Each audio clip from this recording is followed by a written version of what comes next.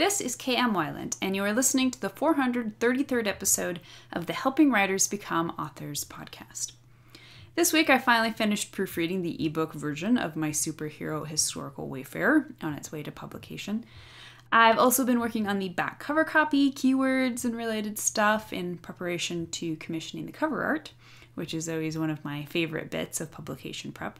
Then it'll be time to typeset the print version. We are definitely getting closer all the time. But in the interim, here's my working back cover blurb to whet your appetite.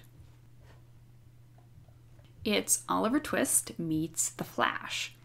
Think being a superhero is hard? Try being the first one. Will's life is a proper muddle. One minute he was just trying to save his master from debtor's prison. The next minute he was running faster and leaping higher than any human ever had. The harder he tries to use his superpowers to help people, the deeper he is entangled in the evil underbelly that is home to Dickensian London's most colorful characters. A precocious girl pickpocket on the leash of a sadistic crime lord, a reckless lady scientist who might hold the key to curing Will's ghastly side effects, and a vengeful politician with dark secrets and powers even more magical than Will's. Hearing the name of the Wayfarer on everyone's lips is thrilling until they start hunting Will as a black-hearted highwayman and blaming him for the chilling imprisonment of the city's poor. He might be the only one who can stop the monsters and mirages knocking at London's door, but becoming a legend sometimes means sacrificing everything that matters. And now I hope you enjoyed this week's podcast, How to Intertwine Plot, Character, and Theme in Every Scene. If plot, character, and theme are the foundational underpinnings of story itself, then they must be present in every scene as well, right? But that gets tricky. How can you make sure these elements are doing their job in every scene? And if they're not present in every scene, does that necessarily mean the scene is problematic?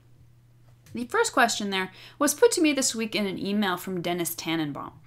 It immediately pinged my storytelling radar because, frankly, it's not something I've ever specifically considered on the scene level.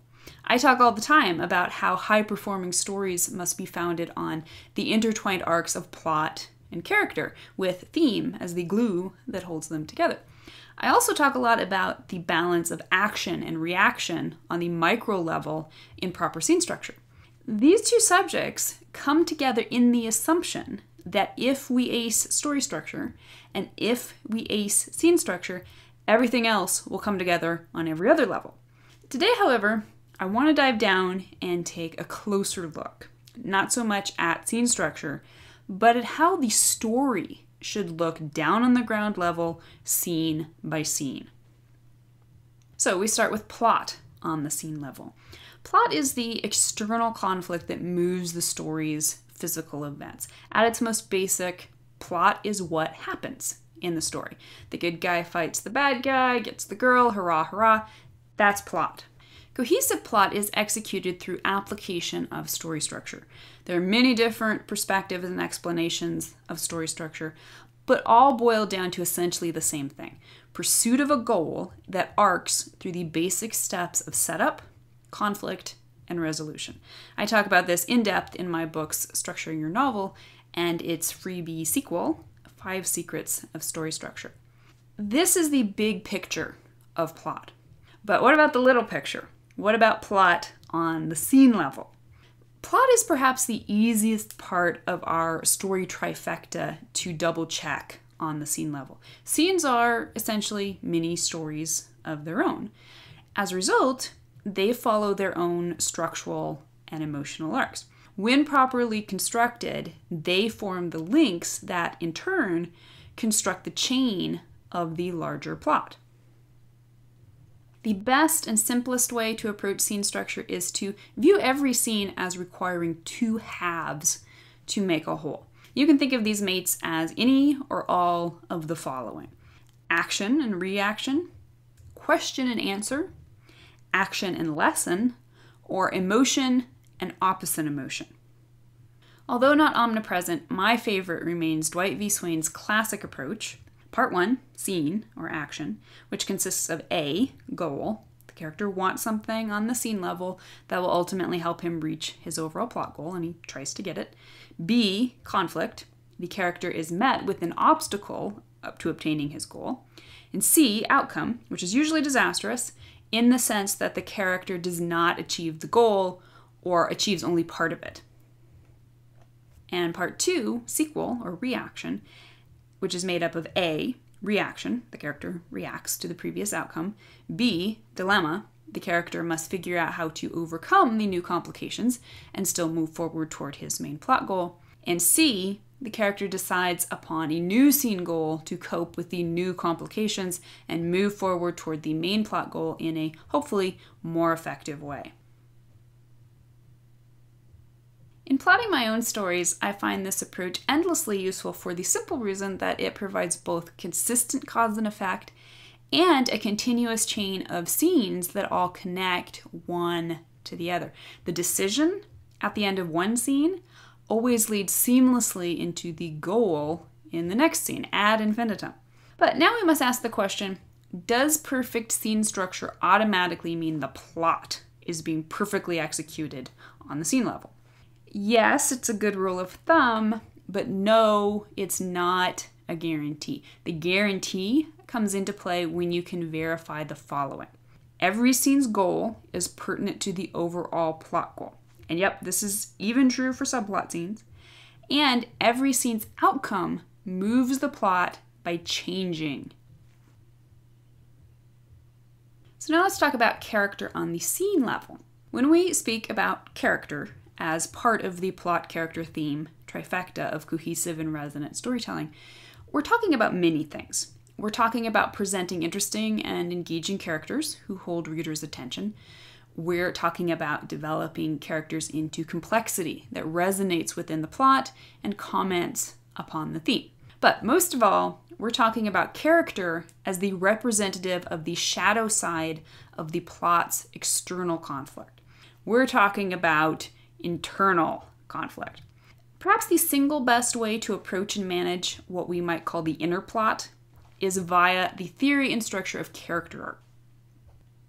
Character arcs, which I talk about at length in my book, Creating Character Arcs, come in many different shapes and sizes, from classic positive change arcs to tragic negative change arcs to heroic flat arcs, in which the protagonist doesn't personally change, but rather positively changes the story world. Choosing the right arc for your story will have everything to do with plot. This is the first step to intertwining plot and character to the point that they cease being separate entities and instead become two sides of the same whole.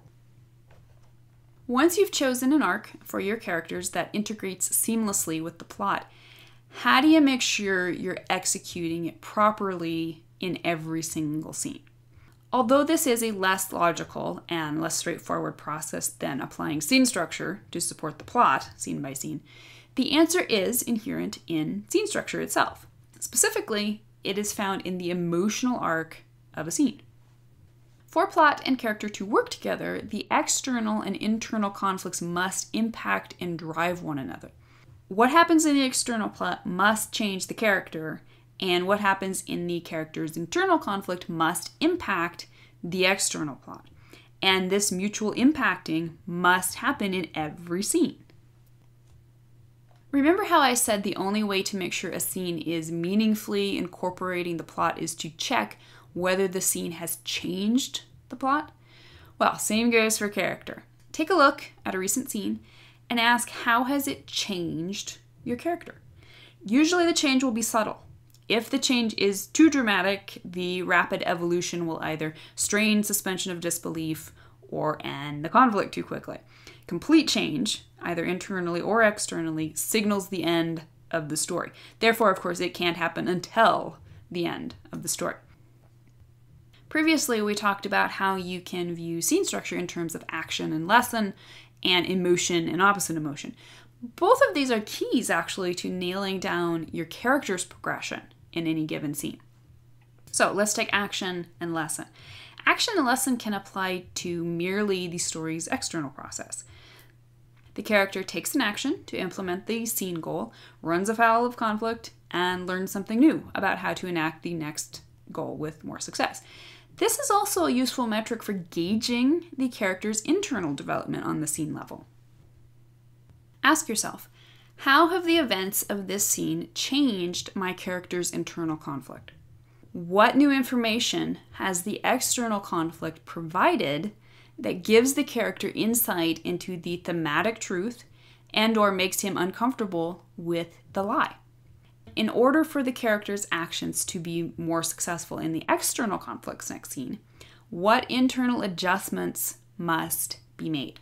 If the answers to any of these questions is vague, you've probably found a scene that hasn't optimally integrated character development or advanced the character's arc. So now let's look at emotion and opposite emotion. Occasionally, it will be appropriate to dramatize an obvious lesson for your character as per the previous approach. Most of the time, these lessons need to be subtle, even to the point of being subtext. Otherwise, they quickly become on the nose and start feeling moralistic.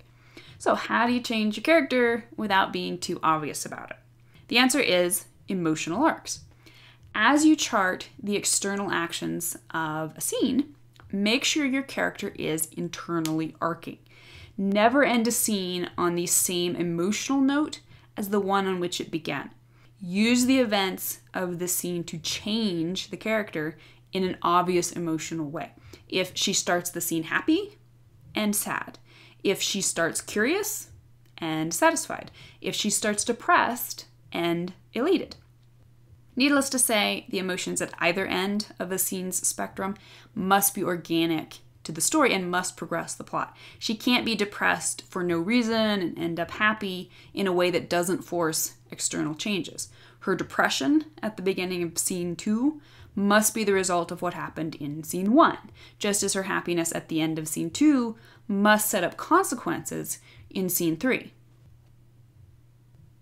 Finally, we come to the ghost of our trifecta, theme on the scene level. Plot is the astronaut, going into space, taking action, looking awesome, and getting things done. Character, meanwhile, is the astronomer, who both gleans understanding from the astronaut's discoveries and uses that knowledge to help the astronaut achieve their mutual goals. Theme, to strain the metaphor a bit, is the secret agent. It works behind the scenes.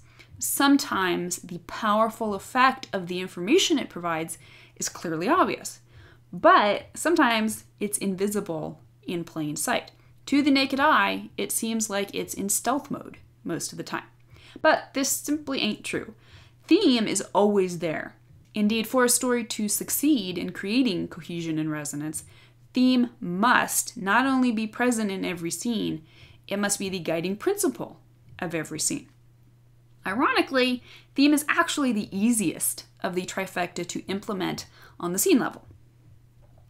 This is because if you've already successfully intertwined plot and character to the point they're crucially affecting one another in every scene, then you can be almost positive theme is already present as the glue holding them together. Put in its simplest terms, theme is a story's unifying idea. It should be present in the premise itself and then spread out to every other aspect of the story form. If a story has no unifying idea, then it's in trouble on the ground level before you ever get to plot and character, much less their execution on the scene level. Theme on the scene level is also different from plot and character in that it is rarely as obvious. Unlike plot, which is the scene, and character, which provides the necessary engine that moves the scene, theme is often entirely subtext. It is present by implication. For example, let's say your theme is love conquers all. The concept of love, or its many variations or opposites, will probably only be mentioned in a handful of scenes, or perhaps not at all. But it should be the unifying idea that guides you in choosing each scene's pertinent action. Specifically, theme will reveal itself in the character's interchange in actions. Theme is whatever idea is proven as the truth via the character's changing relationship to the lie he believes. In other words, even if the character doesn't realize it, what he's seeking in every scene is the theme.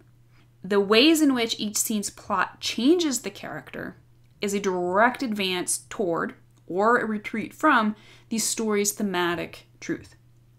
If it is not, then you have to question whether that scene's action and character development is actually contributing to the story's overall cohesion and resonance.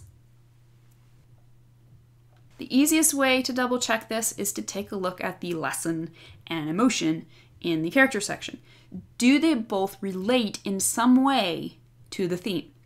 For example, if the theme is love, the character's quote-unquote lesson might be as ancillary as, I can't achieve this specific goal without help, while the emotion might be gratitude toward a friend who agrees to help, or loneliness in the realization that he currently has no loyal friends. Another actionable way to integrate theme onto the scene level is to look at ways to turn the character's inner battle between lie and truth into an externalized moral or philosophical argument. If one of the obstacles in the external conflict is another character's resistance to the protagonist's belief in the way and the why of accomplishing the goal, then the plot itself becomes inherently thematic. If you've already set up your story trifecta of plot, character, and theme on the macro level of your story, implementing it on the scene level becomes much easier. Optimally, it's even instinctive, happening fluidly, scene by scene, as you pull together the pieces of the story into a seamless whole. Use this checklist to make sure every scene in your story is intertwining the most important aspects of your story. So, what do you think? Are plot, character, and theme all present in your latest scene? If you'd like to be a part of the fabulous word player community over on my site and join in the conversation on this subject, be sure to stop by the website at helpingwritersbecomeauthors.com. You can always find a transcript of the most recent podcast and add your voice to the discussion by visiting the first post on the site's homepage. And don't forget that if you're looking for an older post, you can always find those by putting the podcast title in the search field at the top of the left-hand column. If you enjoyed this podcast, you can subscribe on iTunes. And if you'd like to support Helping Writers Become Authors, I would totally appreciate it if you'd consider taking the time to leave a quick rating or review on iTunes. Thank you so much for listening to the Helping Writers Become Authors podcast, and be sure to check back again next week.